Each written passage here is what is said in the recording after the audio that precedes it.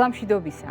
ეს საქართველოს პირველი არხია, თქვენ უყურებთ გადაცემას პირადი ექიმი მარი მალაზონია რესტორანაზე თარგმანით.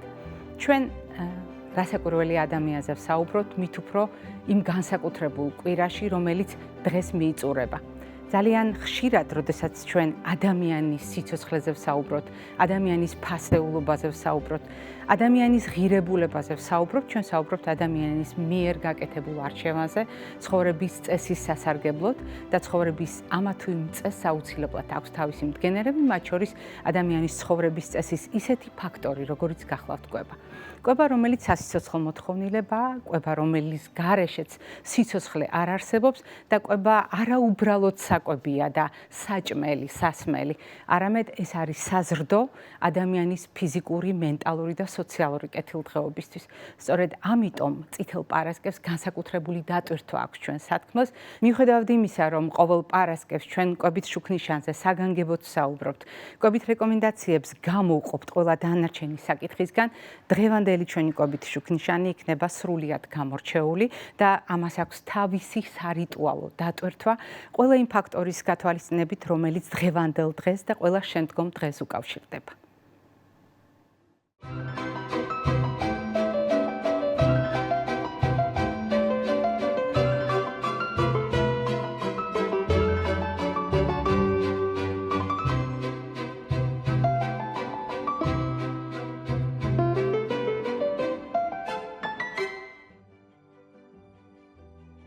ტრადიციული კვებით შუქნიშანი სამფერია. ეს იმას ნიშნავს, რომ ჩვენი სათქმელიც შინაარსობრივად მიესადაგება წითელს, ყვითელს და მწვანეს. რასაკვირველია, დღევანდელი ჩვენი სათქმელი უნდა მწვანით დავიწყოთ. ის, რაც განსაკუთრებულ დატვირთვას ძენს დღევანდელ დღეს, განსაკუთრებულ დატვირთვას ძენს დღესასწაულს, რომელსაც აღდგომა ჰქვია და განსაკუთრებულ დატვირთვას ძენს იმ ტრაპეზს, რომელიც უკავშირდება სწორედ ამ დღესასწაულს. მე მინდა გაგახსენოთ, რამდენად მნიშვნელოვანია მაგალითად სარიტუალო კვება, რომელიც აღდგომის დღესასწაულთან არის ასოცირებული. რამდენიმე მოვლენა უძღვის წინ აღდგომას და უპირველეს ყოვლისა ეს არის მზადება აღდგომისთვის, როდესაც ხანგრძლივად მარხვას ინახავენ მორწმუნეები და გარდა ამისა, ყველა დანარჩენი ადამიანისთვის, ისევე როგორც მორწმუნეთათვის, ეს თარიღი ემთხვევა განსაკუთრებულ სეზონურ კვების მოდელს.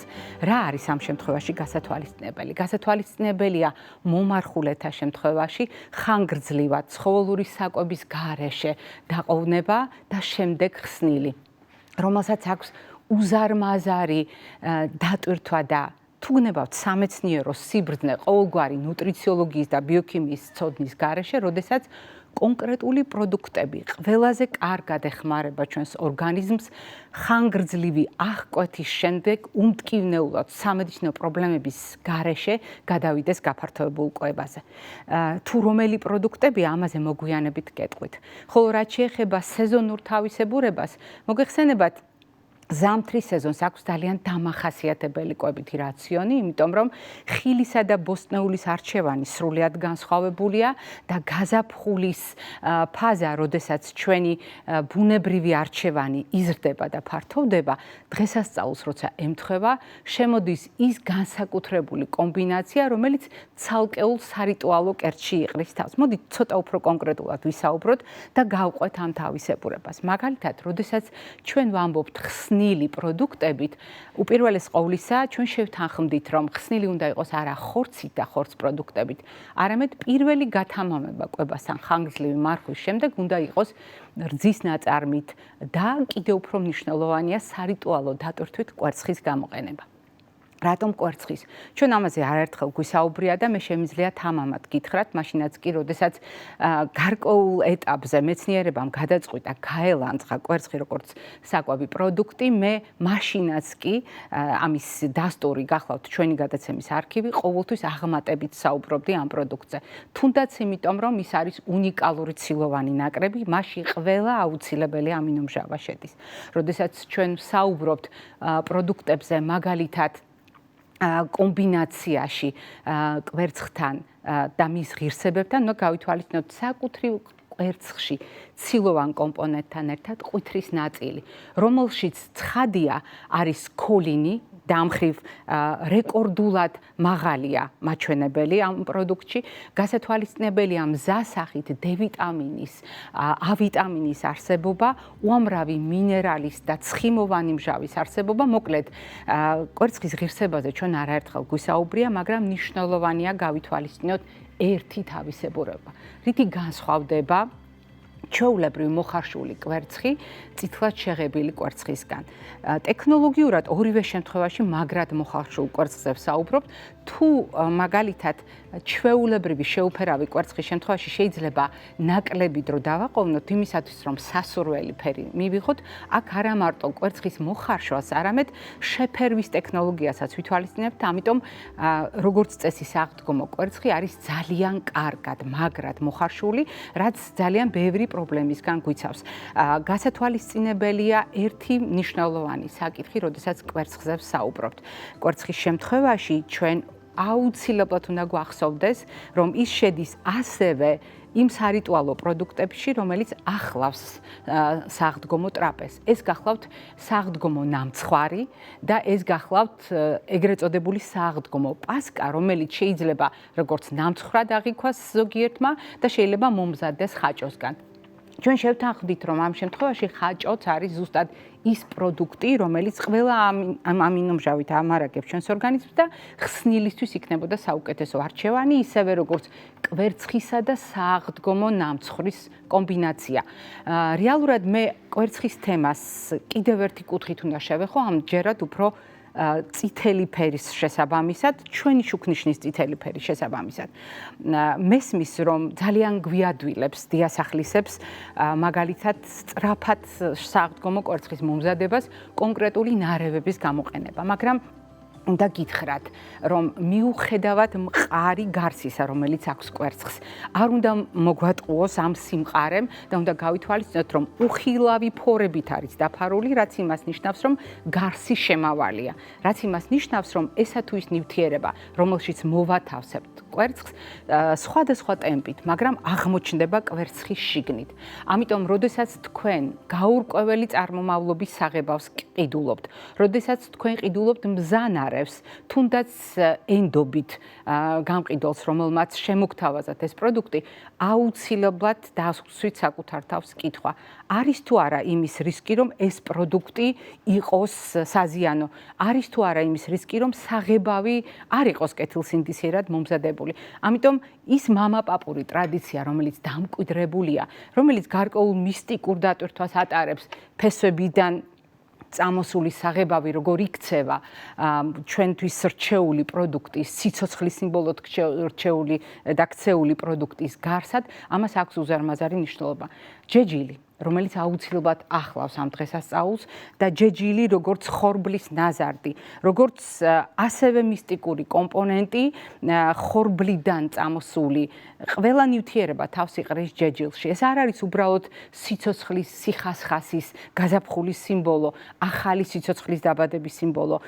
ეს არის ყველაფერი ის, რაც დედაშვილისთვის გაემეტება. ასე ხდება ჩანასახიდან, ხორბლის მარცვლიდან ჯეჯილში ეს პროდუქტები. ამიტომ მორწმუნეები იმედია არ მიწყენენ, როდესაც ჯეჯილი გაჩნდება ჩვენს ოჯახში, ის შეიძლება ჩვეულებრივ მაკრატლით მოჭრათ და გამოიყენოთ კერძის შემადგენლობაში, სალატის შემადგენლობაში, თუნდაც დატვირთვით მწვანილისა, რომელიც შეიცავს დიდი რაოდენობით მცენარეულ ბოჭკოს, დიდი რაოდენობით ბეჭდგუფის ვიტამინებს, დიდი რაოდენობით მაგნიუმს.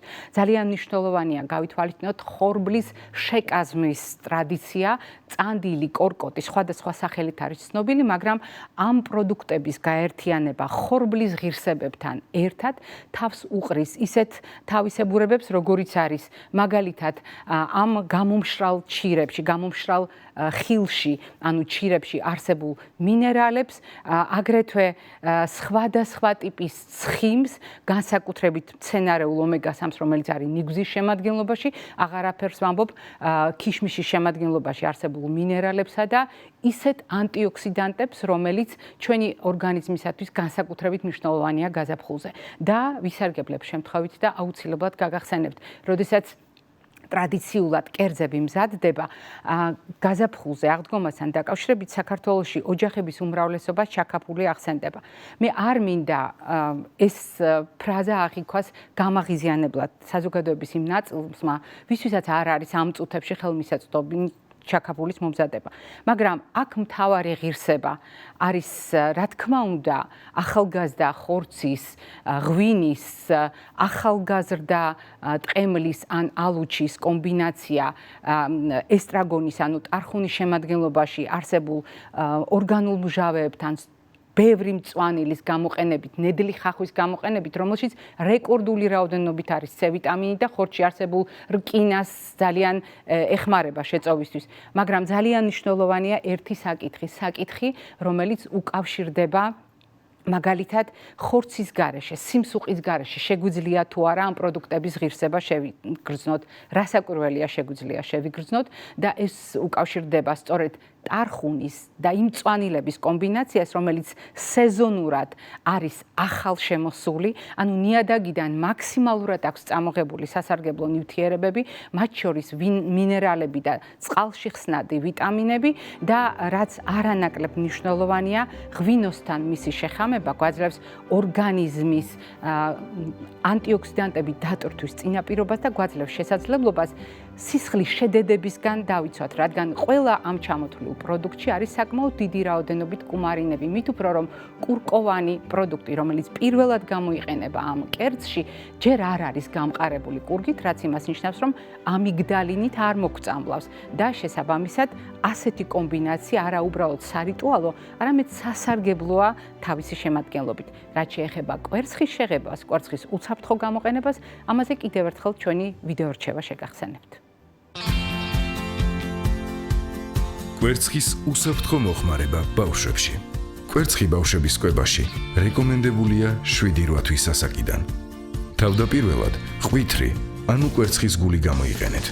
კვერცხის გული 4 ნაწილად გაყავით და ბავშვს მხოლოდ 1/4 მიეცით. ულუფა გაზრდეთ ნახევრამდე 9-10 თვის ასაკში. თლიანი კვერცხის გული შეიძლება მისცეთ მხოლოდ 1 წლიდან. ამავე ასაკში მიზანშეწონილია ცილის ჩართვაც. 12 თვიდან ბავშვი თანდათან გადაიყვანეთ თლიანი კვერცხის მოხმარებაზე. ასაკის მატებასთან ერთად შეგიძლიათ გაზარდოთ ბავშვის მიერ მოხმარებული კვერცხის რაოდენობა. სასკოლო ასაკის ბავშვისთვის ოპტიმალურია 4-5 კვერცხი კვირაში. დაიმახსოვრეთ, კვერცხი მაღალი ალერგიული პოტენციალის პროდუქტია. თუ ბავშვს კვერცხის ცილაზე ალერგია აქვს, სიფრთხილე გამოიჩინეთ აცრის დროს, რადგან ზოგიერთი ვაქცინა შეიცავს კვერცხის ცილას. კვერცხზე ალერგიის დროს შესაძლებელია ჯვარედინი ალერგიული რეაქციები, მაგალითად, მწყრის კვერცხზე, ქათმის ხორცსა და ბულიონზე, მაიონეზზე, ბუმბულის ბალიშზე და ასე შემდეგ. არ დააძალოთ შვილებს ეგრეთ წოდებული გოგლი-მოგლი. ომი კვერცხი შეიძლება სალმონელოზის წყარო გახდეს. დიდი რაოდენობით შაქრის ფხვნილი კი არაერთი დაავადების ხელშემწყობი პროდუქტია. გამოყენებამდე კვერცხი აუცილებლად გარეცხეთ თბილი წყლით. შენახვისას, თუნდაც მაცივარში, კვერცხი წონაში იკლებს და ნაჭუჭი ნაკლებად იცავს შიგ-თავს. სააღდგომო კვერცხი ბავშვებს მიეცით შეღებვიდან არაუმეტეს 1 კვირისა შენახვის წესების დაცვით. სიცოცხლის გახანგრძლივება და არა გადამდებ დაავადებათა თავიდან აცილება შესაძლებელია სწორი კვებით, რეგულარული ფიზიკური აქტივობით, თამბაქოზე უარის თქმით. აირჩიე ჯანსაღი ცხოვრების წესი, პირადი ექიმის რჩევით. როგორც გადაცემის შესავალში ვახსენე, დღევანდელი ჩვენი საუბარი კვებითი შუქნიშნის ფერებს შეესაბამება. და დღევანდელი დაყოფა წითელი, ყვითელი და მწვანე ფერის შესაბამისად კონკრეტულ სიტყვებად იქცა. მინდა დავუბრუნდე სამარხო კვების შემდეგ გაფართოებას და განსაკუთრებული ყურადღება მინდა მივაქციოთ იმას, რომ ჩვენი ორგანიზმი ერთი ეტაპიდან მეორეზე გადასვლისთვის ემზადება და ძალიან უადვილდება თუ ამ ეტაპების ცვლილებას თანდათანობით საფეხურებრივად შევთავაზებთ. ასეთ შემთხვევაში, როგორც გითხარით, სარიტუალო დატვირთვის მქონე პროდუქტი როგორიც გახლავთ წითელი კვერცხი, როგორიც გახლავთ სააღდგომო ნამცხვარი, პასკა, გვაძლევს საშუალებას სწორედ პირველი მაქსიმალურად მსუბუქი გაფართოება შევთავაზოთ ორგანიზმს. შემდეგ შემოდის რძის ნაწარმი, ძალიან მნიშვნელოვანია შემდეგ საფეხურად თევზი განვიხილოთ, ფრინველის ხორცი და მხოლოდ შემდეგ წითელი ხორცი საქონლის, განსაკუთრებით სიფრთხილით უნდა მივიღოთ ასეთ დროს ცხიმიანი ხორცი. თუმცა ჩვენ ძალიან ხშირად ხედავთ ხოლმე მდგომარეობას, როდესაც პირდაპირ ცხიმიანი წითელი ხორცით და საკმაოდ დიდი ულუფა ალკოჰოლით ხდება ორგანიზმის დატვირთვა. ასეთი დატვირთვა ორგანიზმისთვის გარწმუნებთ, არც თუ ისე უსაფრთხო შეიძლება აღმოჩნდეს, განსაკუთრებით იმ ადამიანებისათვის, ვისაც ესა თუ ის ქრონიკული დაავადება აქვს კუჭ-ნაწლავის ტრაქტის და ყველაფერს რომ თავი დავანებოთ, ეს არის კონკრეტული ნივთიერებებით ძალიან ინტენსიური დატვირთვა, რომელსაც გადაჩვეულია ჩვენი ორგანიზმი, თუ მარხვის მოდელი სწორად დავიცავით. და ასეთ შემთხვევაში არ უნდა დაგვავიწყდეს მთავარი. რა არის დღესასწაული? რა თქმა უნდა, სასწაული, რომელიც ადამიანებს აერთიანებს, მაგრამ კიდევ უფრო მნიშვნელოვანია სასწაული ჩვენში, რომელიც ქმნის იმ განსაკუთრებულ ურთიერთობას, იმ განსაკუთრებულ ველს და იმ განსაკუთრებულ დატვირთვას ანიჭებს ტრაპეზს, რაც ახლავს ადამიანების სიყვარულს, მოსიყვარულე ადამიანების ურთიერთობას. ამიტომ ნებისმიერი დღესასწაული ეს არის უპირველეს ყოვლისა საყვარელ ადამიანებთან ერთად გატარებული დრო. ეს არის უპირველეს ყოვლისა ადამიანების გამთლიანება სიკეთის გარშემო და დღეს როგორც არასდროს ამაზე დაფიქრება არის მნიშვნელოვანი, იმიტომ რომ დღეს წითელი პარასკევია და სულ რამდენიმე საათში ოჯახები და საზოგადოება ერთი საერთო იდეის გარშემო, კეთილი იდეის გარშემო შეიკრიბება და გარწმუნებთ, აქ არა ხორცი ან ალკოჰოლის დოზაა გადამწყვეტი იმისათვის, რომ ერთმანეთთან ურთიერთობით ვისიამოვნოთ, არამედ ის სიყვარული, რომელიც ადამიანებს აერთიანებს და რომლის გამოც ღირს ჩვენი არსებობა. მე გილოცავთ დამდეგ დღესასწაულს, ჯანმრთელობას და დღეგრძელობას გისურვებთ.